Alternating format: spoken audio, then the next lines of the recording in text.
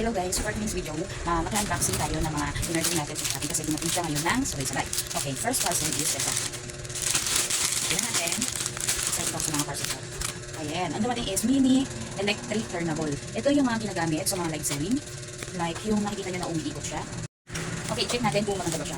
Wait, so this one is color white. Makikita niya sa likod yung kanyang charging point and then yung pindutan.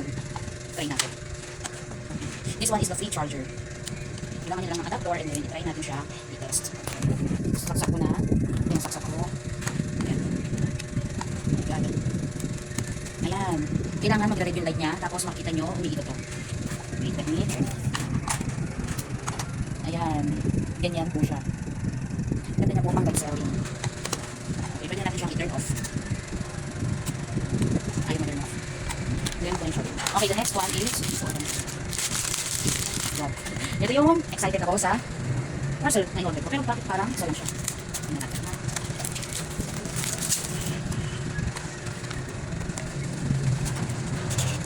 Wow, ang ganda niya guys. Yan, ang ganda niya. Ito naman, mini Bluetooth mic o wireless mic. Yan, ang ganda niya. Pwede siya dito pag nag-live selling. Yan, nakapit mo lang siya. And then, i-test natin ito mamaya. Okay? Ito siya. Ilalagay ko na lang sa comment section yung mga link na pinag-orderan ko nito. Okay, next one is para sa model. Okay, so doorbell. Doorbell. Yan. Yan. Kasi yung mga in-order ko, ito yung mga ginagamit pang live selling. Ito yung pinaka live selling. Okay, the last one is this one. Yan. Siya yung mas better na. Yan. Ganda niya guys. Ginagamit ito ha? Galit sa inyo. Pakita ko sa inyo yung aking setup ng order. Tignan natin.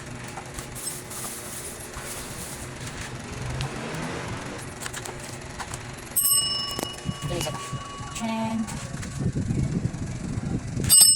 Yan. Para kaya sa pang live selling. Okay, reversible pala to. Pag pinit mo dito, pupunta siya dito. And then pag pinit mo ulit dito, pupunta naman siya sa kabila. Okay guys, yun na naman yung mga in-unbox natin para sa mga parcel na in-order natin for live selling. Thank you for watching. Yung mga link sa comment section ko na lang ilalagay yung mga link.